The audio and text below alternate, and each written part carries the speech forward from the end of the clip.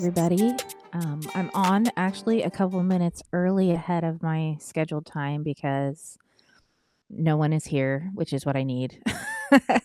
But I kind of needed a moment to sort of exhale and I'm in my robe, I'm in a headband. I am just it's one of my low effort days, very very difficult kind of days.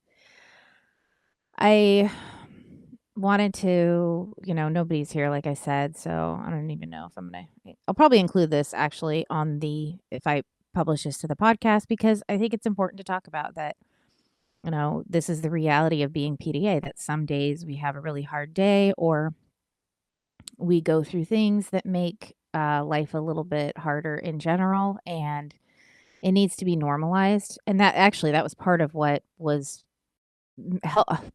made PDA advocacy specifically accessible for me as I was getting to know the culture. Um, Individuals like Christy Forbes and, off the top of my head, I can't remember anybody else because my memory. Um, Oops, hold on. They were all, there was just a lot of normalization of being more sensitive and fragile in certain ways. And I didn't feel like I stood out in a way that was vulnerable. Um, so we want to do that. We want to normalize these struggles. We want to normalize what it is being PDA. We don't want to just commercialize it. I see that happening in and I don't want to call anybody out, but there is a commercialization of PDA that occurs where it is buzzwords and quick fixes and hot takes and like one directional support, and that is not what I believe to be actually effective in helping support PDA families. I think we are a multi-pronged approach. That's really what this burnout series is about, is trying to take the multiple directionalities that I've seen help our family and help myself um and bring those to light together as like a cohesive package. So my Repairing the Net series overall has been talking about these different facets of approaching burnout healing, including um, nutrition, restructuring how we view tasks and goals and things we want to accomplish, low demand and where it fits into all this, which honestly, the low demand, low pressure approach is applicable across the board, but it's not the only way to apply. So low demand, if you look at it in like a one dimensional way, it's like, okay, do less. That is really the kind of the most simplistic interpretation of low demand.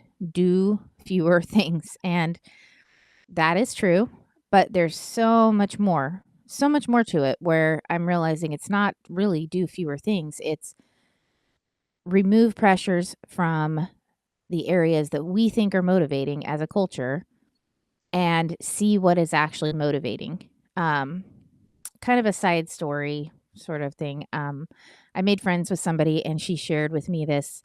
I can't remember now what it's called, but it was like, you share your date of birth, you share the time of birth, and yeah, I'm open-minded. So she shared this report of like, this is your personality, this is your temperament. And it was actually really spot on. Like I was like, "Oh my gosh, this feels very much, like me." And one of the things it said was you act something like you work a lot. You work a lot of hours.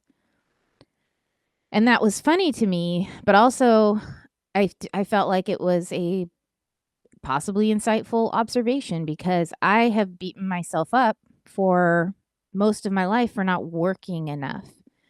And what I meant when I said that was, if I'm given a task or if I'm assigned something, how well am I able to do that thing? And the answer to that question is not very well and not very often.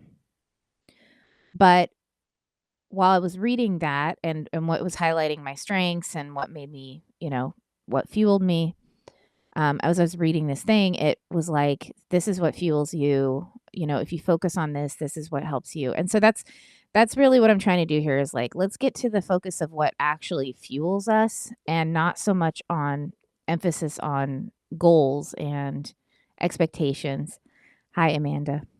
You're awesome. You show up to like all my things. I love it.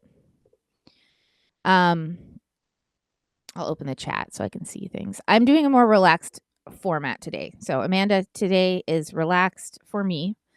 I have had a difficult last couple days, and so I'm being accommodating to myself as I do this podcast. So that's kind of what I'm talking about a little bit right now, and then also explaining, you know, um, what it is what am I even talking about with burnout recovery and burnout healing? Because yeah, again, if I'm just focusing on tasks I'm assigned or expected to do, or even things that in my own mind I'm thinking I'm supposed to do them, then my scorecard is very low. I'm not very good at that. But when I look at what fuels me, what gives me passion, what drives me, and if I make more room for that in my life, and if I validate it and affirm it, then I'm amazing. I can do a lot. Like, I've been very, very surprised by how much I've been able to accomplish and do by seeing things through that lens. And that's also the topic for today. So today's is planting where you grow, which there's kind of an adage of grow where you're planted, which is, make the best of what you have. It's a good advice. Grow where you're planted is somewhat good advice. So, make the best of what you have. But when we don't grow where we're planted or we can't, we need to also recognize that maybe we need to start planting where we grow. And by that, I mean that I started looking for clues as to what really was a fit. And burnout is debilitating, right? So, our experience with burnout was very, very limited functioning, very limited interests, very limited lifestyle. I was maybe watching TV at the bare minimum of essentials, take care of my kids in the barest minimal of ways. My kids did the very barest minimal of things as far as activities. Um, I did have responsibilities that I had to do day to day in order to pay the bills and survive. But I let a lot of things go, including the household was pretty much I'm still working on recovering the household, and that's a whole other topic, kind of adjacent. But um so that said, um I was curious during burnout. Like, I guess I do have a mindset that kicks in where I go, what can I learn from this thing? I believe it's sort of my PDA response to anything I'm going through, where I am looking for something to learn from it because it makes me feel I go from a position of powerlessness due to circumstances, things I can't control, to now going, okay, if I can learn from these things, even if they're very difficult, anything at all, now all of a sudden I have a role, I have a place in it, I have something I can do, even if I can't actively do much. And it helps bring me a sense of peace. So, here during burnout, and me being like watching TV shows all the time or watching my tablet, or I actually I didn't use a tablet. I used my phone a lot, and I still do. Um, but what I was noticing, I'm going to focus mostly on myself here, but I am going to talk about my kids a little bit from things I've seen. So it's kind of like it started with myself. Like, I looked at myself. Most PDA households, they start out if they're going through burnout, it starts with the kids, and then a lot of times the adults fall into it as well, especially as they try to caregive for their kids and they're trying to figure out what's going on, and they're spread in so many different directions, and then they crash out. So mine was the inverse. I started out as a burnt out adult who was having children, and I was burned out by life, by work, by whatever, and like as I was having my kids, I ended up structuring our lifestyle in a low demand way, because I did have a sense of like, I don't think the typical things are going to work the best for my kids. But I still had a lot of confusion about the details. Like I wanted to homeschool, but then when I went to homeschool, I froze up. I couldn't do the things that I wanted to do, that I was expected to do. And so there was still a lot of confusion for me. But for the most part, because I was not pushing us, I was not emphasizing pushing as the solution, we managed to dodge a lot of uh, specific burnout experiences that other families go through as far as with my kids. I went through those things. So that's kind of where I'm talking about. A lot of times that's the perspective I'm coming from. Like, this is what I went through, and this is what I did to try to help my kids prevent going through the same thing. And this is what I see come out of it.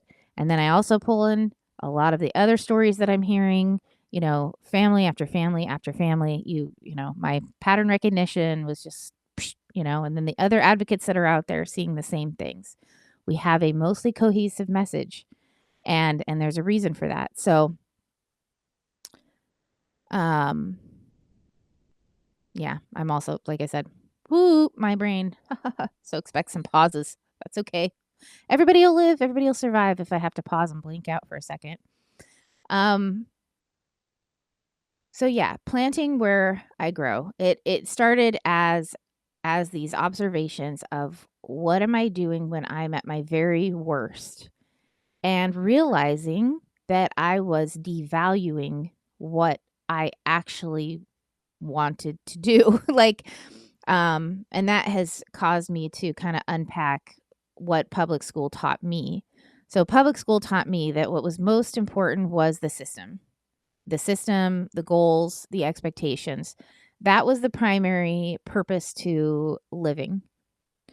And anything else alongside of that, as far as like my interests, my own passions, those were good, but they were subservient to the greater picture, the greater system. And so as an adult trying to find my way, I had a very low view. I had a mostly low view of the things I actually wanted to do and was interested in. I did try to find ways to take those interests and fit them into an existing system, meaning looking for jobs that were those things, like involve those things in some way. And, I tried to like engineer it, and it wasn't working for me. I was still experiencing a lot of shutdown, and I didn't know why. I didn't know why I kept shutting down, shutting down, shutting down. So when I did go through burnout, it was very difficult because it's like, okay, I got to let go of everything. I have to, because I can't tell what's what. I can't tell what's causing harm and what's benefiting me, because right now everything hurts. So it's like, we need to stop the fire, stop the flames. Or get out of the building. I guess let's get out of the building. Ideally, it'd be great if we could all get out of the burning building and, you know, with no repercussions. Sadly, that's not the case. We can't all just escape the fires and the flames of life. But I still want to talk about this because sometimes we do have that opportunity, or let's finish that thought. Sometimes we do have that opportunity, but we're not giving ourselves permission to take it.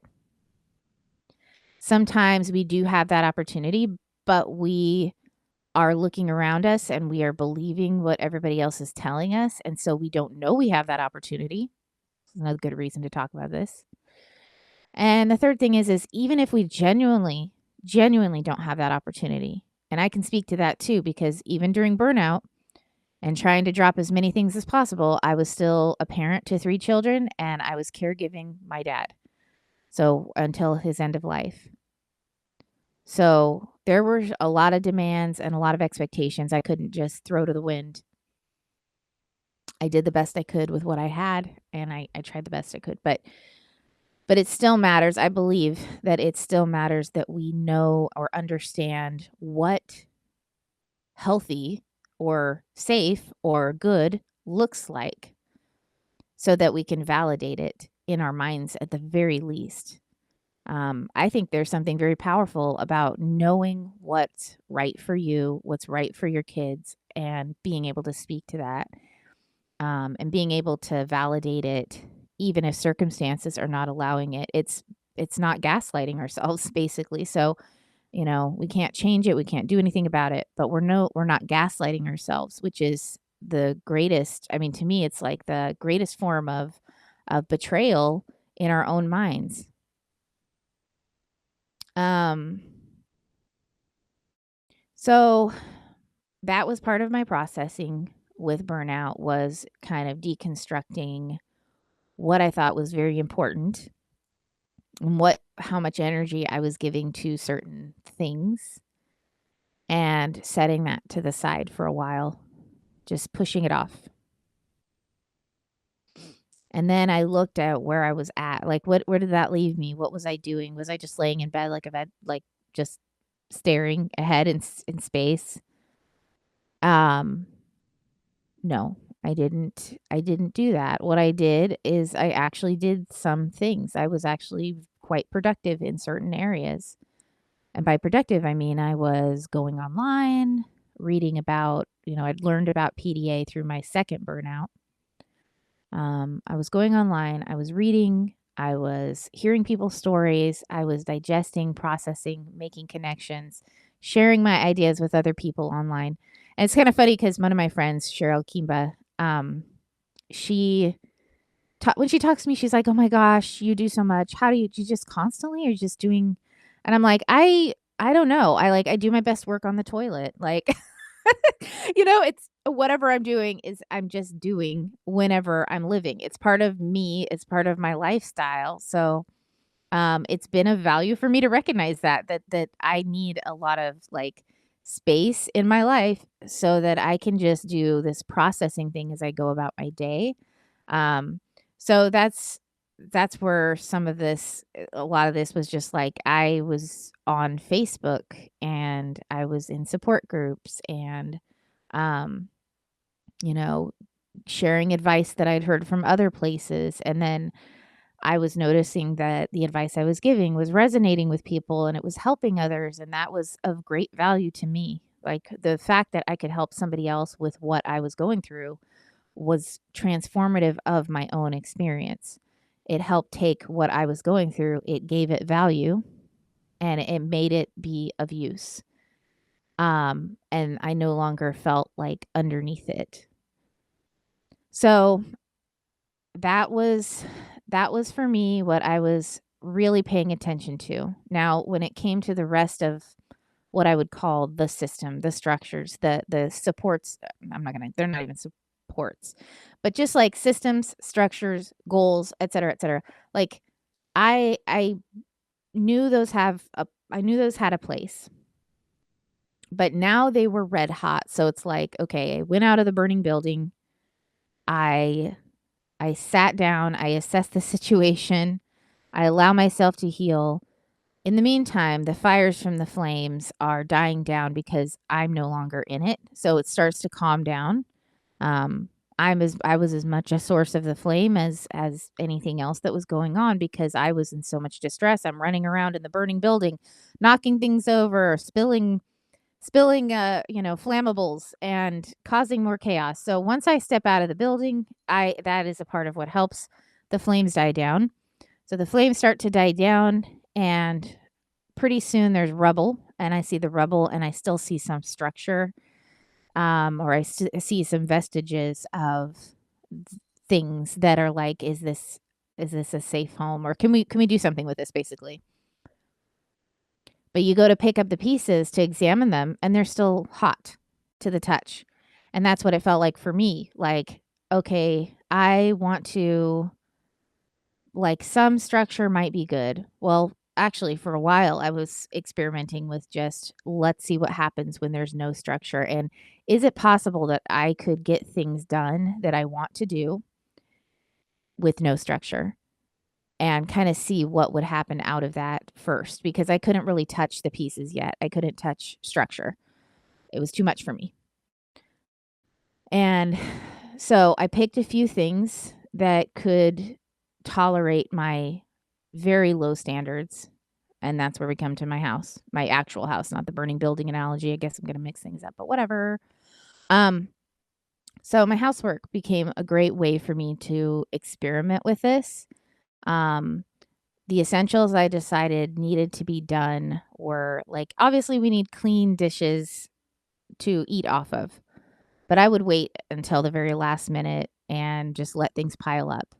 So I didn't have a system that kept on top of anything in particular. It was kind of like waiting until last minute on everything. And I was giving myself permission to do that. And for me, as a thing that was like, okay, I'm letting this go. And I know I want to say real quick too, I'm going to give examples that apply to me, and my examples may not apply to you, and that's okay. I think there's still something that can be gleaned here. Everybody has something specific or unique in their mind. And for some people, trying to do that to their home would make them a million times worse. So don't take what I say about me in specifics and apply that to you or your family or whatever. Let's look at the principles of it, which is this was a thing that for me, it was like giving myself permission. Like, was I successful at it before? No. So, I wasn't successful at it before, but now I was giving myself permission to just let it go and let go of the guilt trip, let go of like trying to beat myself into doing it, let go of just whatever I was trying to use before to motivate me to get it done that was not working, not working, not working. Let all that go and just see if I had more of a spark of my own in these areas. Another thing to mention about this is that I do care a lot about cleanliness. I care a lot about organization, not as a value imposed upon me, but as a value for myself that I have not been able to access. So that's what made this very emotionally driven for me as well, is that on top of all the other pressures that I had in my mind, I also had um, I had a real longing for this thing, and I just could not reach it. So yeah, just I wanted to see, let's use a different kind of approach to this thing.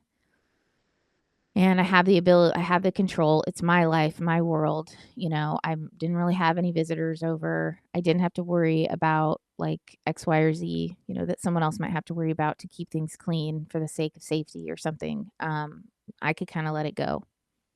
So I did. And what I saw out of that was that first it was when I had free time from my kids. So if I had any free time to myself whatsoever, which was not super common, but if I had like a day here or there where I had free time for my kids, it was very strange at first. I was like tense, like, oh my gosh, I can't. like what is this? I can't even relax because the freedom is feeling like a threat. But I accepted that. Radical acceptance was very key here. Just accepted, like, I don't feel well. I don't feel good, even though I should. I let go of that layer of pressure off of me that I should be able to relax. I should be able to do this. I should be able to do that. Just took it off.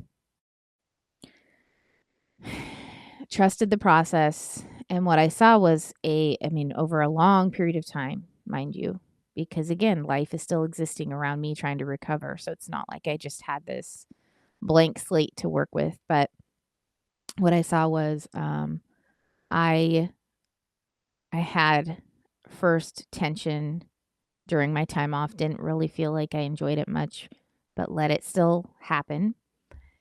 And then over like, I think it took like 1 or 2, maybe 3 times. By the 3rd time, I was able to relax. Like, okay, really, this is a break. And then there was, what should I do with my free time? I should do XYZ. Normally, the XYZ was clean house because when the kids are around, I can't do it very well at all. So I should take advantage of this. I should do it. No. It's like, no.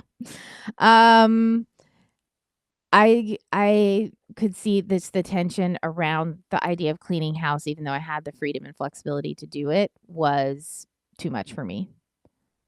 So I had to force myself not to clean house when I had a break and tell myself, you know what I'm going to do here? I'm going to make this about me. This time off is about whatever I feel like I'm in the mood to do. That's what I'm giving myself as a way to relax, or that's what this recharge time is. It's not doing a thing like watching a specific movie, because that also can feel like pressure. Oh, I have time off. I should watch that movie finally. I should watch that show. All these things become pressure because I should do them because I'm free. So I had to kind of be like, you know what, whatever feels right in the moment during my free time, I'm going to do that thing and I'm going to enjoy it and let it go. So I did. Um, I think it took about a year of that, honestly, before could see more flickers of like when I was alone, I could maybe try something else. Or no, actually, what it was, let me correct that. What I saw when I did that, when I took that approach of like, whatever I feel like doing, I'm going to allow myself to do, I did some very surprising things.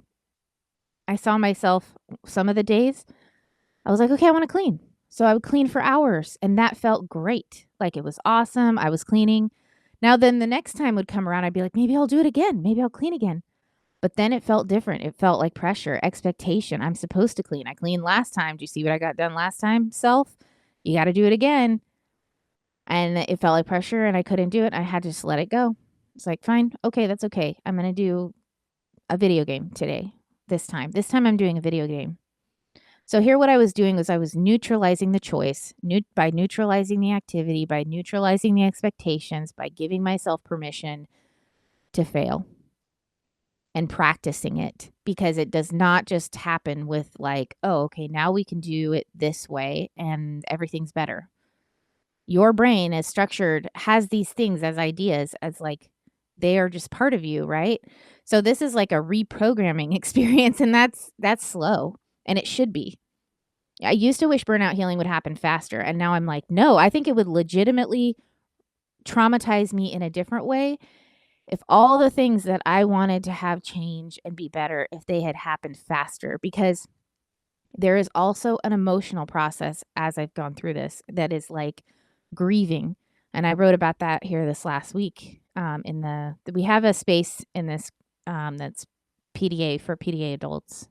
And I talked about that there's this grieving process that you're also going through at the same time, and a rediscovering of yourself. And how I've seen this happening in myself is how I've seen this happening in my kids, because even though they didn't go through the same kind of burnout, they have gone through other kinds of stressors, other kinds of pressures that I could not, well, I won't say could not, but I did not do the best job of helping protect them from. So, yeah, this is an emotional thing. This is I've called burnout recovery an identity, or burnout an identity crisis, because you've got this whole framework in your head about how you're supposed to be, the things you're supposed to do, what others expect of you.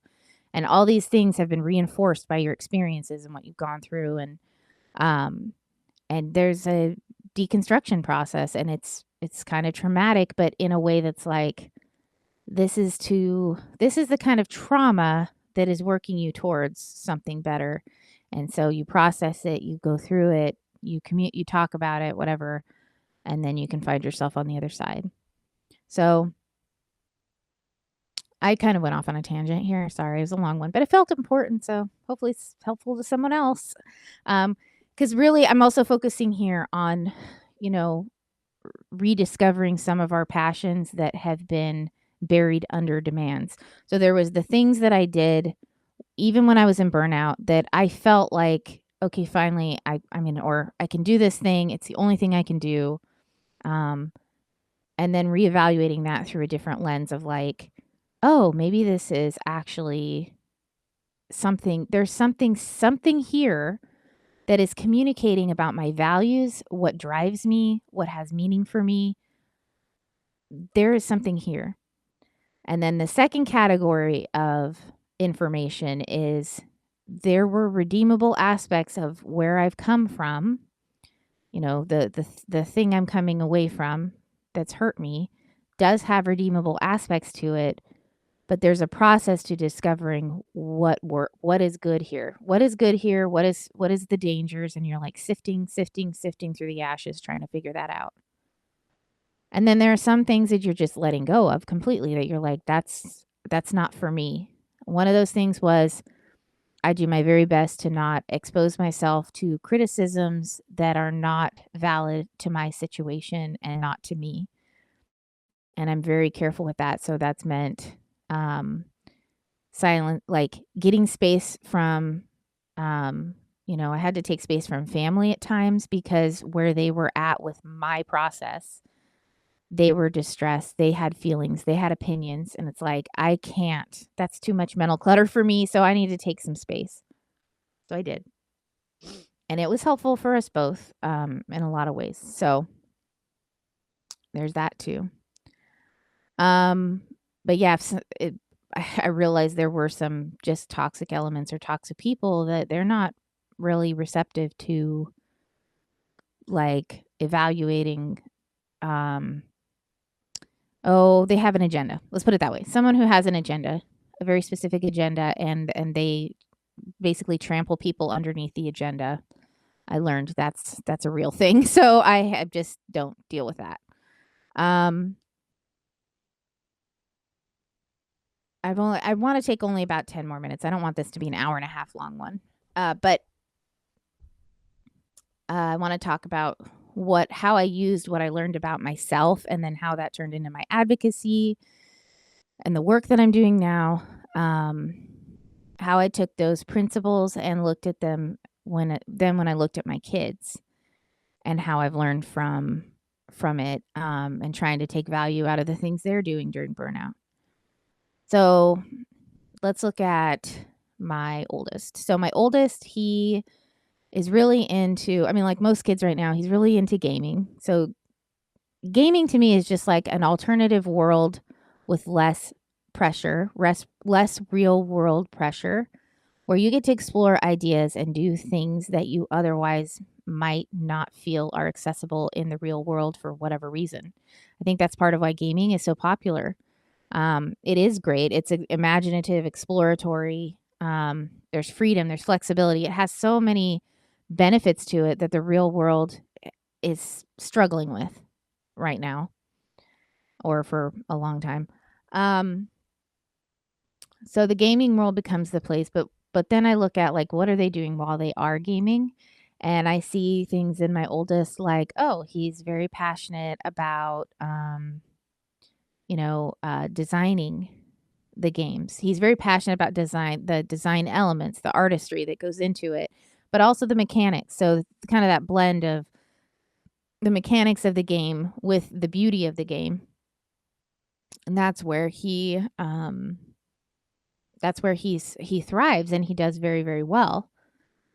And then I have my middle child who, when he's gaming, he's not into the aesthetics so much, but he likes to create functionality features and he likes more of the coding of I want how do I say this? Like, well, he created, for instance, a small game on a platform. What's a platform? I don't even remember what the platform's called. So, but he created a small game where it was like a fly, and when you it was like the fly moved around a certain way, and then you move your cursor, and the fly kind of does certain things. So it's his playful personality. It had like an element of whimsy to it. Its focus was bugs, which he's very much into, insects in general. He's very into that. And his focus was on again, I can't think of the word for it, but it's just like how you interact with that game is part of, he's like interacting with the person who's interacting with the game and finding ways to make that interesting, fun, and unexpected and surprising. He also is really into creating creatures. There we go. He's also really into creating creatures and designing creatures. And so there I'm like, he's younger, so I'm not real sure yet what direction that might go into as far as work for him. But I validate it like, okay, well, let's explore more on bugs. What can we do with bugs? I'm not quite there yet, but one of my dreams is to have little little habitats for bugs. You can get like these little clear glass habitats and put like plants and stuff in it, and then you can put a bugs in there, and they're bioactive. And um, so we would like to do things with that. But these are all things I'm filing away for him as far as like as he gets older. Right now, what it is it's just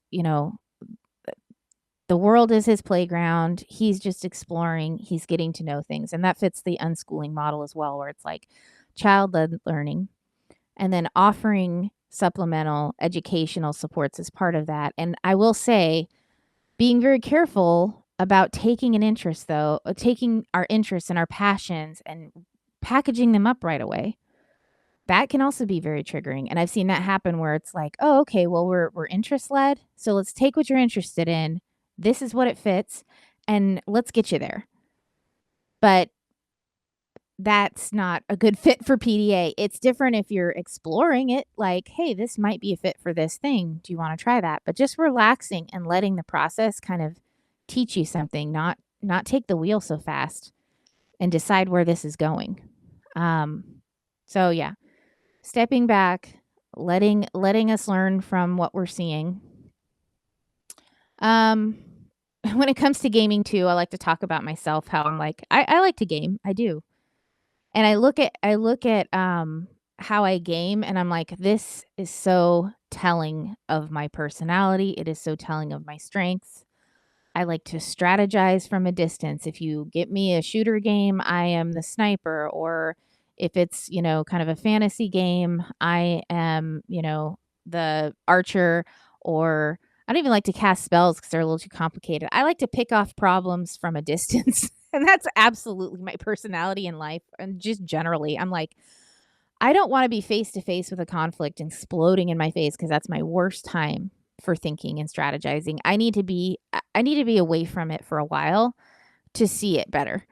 And then I can do things. So, I mean, just even seemingly meaningless details like that are actually very meaningful. They do tell you something about someone's strength. I like to be the archer mode, I'm not going to crash in and fight. Um, but yeah, so there was one other. Oh, the other thing I learned too about myself in gaming was I side mission. So I will rely a lot on if it's an open world game where you can kind of choose your own tasks that you're doing, which I very much enjoy. I will do side missions. I will do tons of side missions and build up my character stats and before I take on the bigger mission so that I feel less anxiety. I'm someone who needs a lot of under the surface, behind the scenes practice in something before I feel safe and comfortable taking on the visible things, the more pressure filled things. So that teaches me too. Hey, maybe I need to slow down. Maybe I need to let this process happen. There's been a lot of things in my advocacy where I have wanted to rush forward and be at a certain point that I feel like I'm probably going to be at. But I'm not able to rush. And instead of getting mad at myself for not being able to rush, I go, this is for a reason. This is helping me slowly build up my stability so that when the time comes for me to be ready for that, to be ready for more visibility or impact or whatever, I'm not going to feel as wobbly. And if I don't feel, sometimes I can, not sometimes, often I can self-sabotage because I feel so wobbly that I'm then get reactive. Okay, I do this and then I'm creating problems that didn't exist. I'm creating more problems. So anyway, I mean, I don't know if all this is helpful. It's kind of more of me just explaining or talking through what has worked for me and helped me.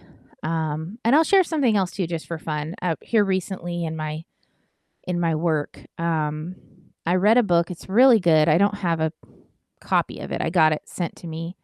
over PDF from the author, and it's called A Body of Evidence. What is it? A Body of Evidence, Disability, something, something. I should have had the details. Hold on a second. Let's see.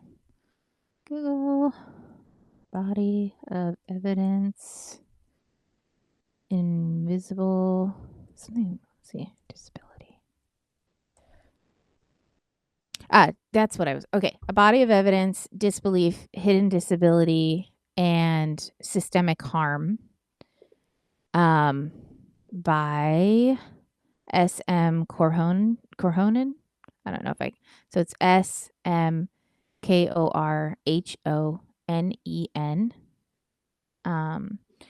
And I got very much sucked into this book because it was the story of being a PDA parent and family, mixed also with information and facts and data and research and just that blending of narrative with technicality was very compelling to read. So I've been recommending this book like crazy.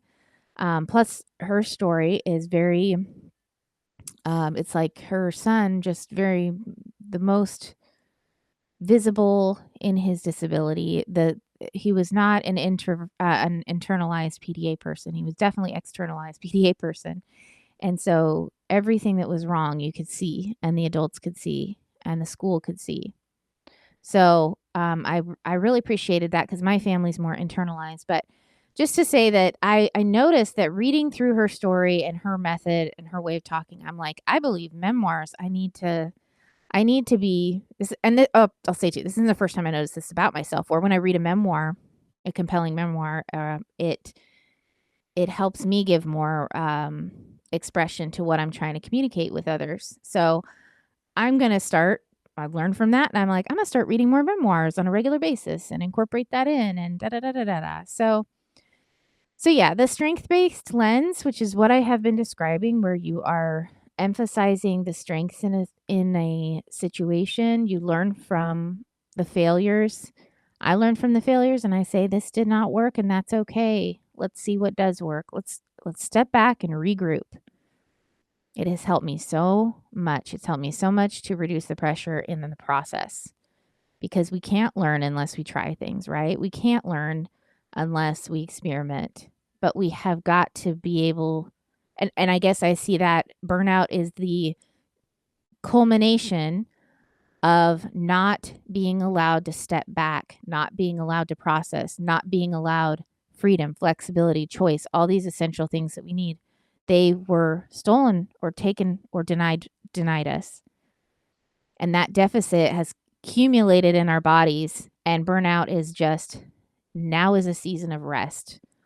Find that again. Find what you were missing, and don't go forward trying to do the same thing you did before, thinking that what you went through was temporary.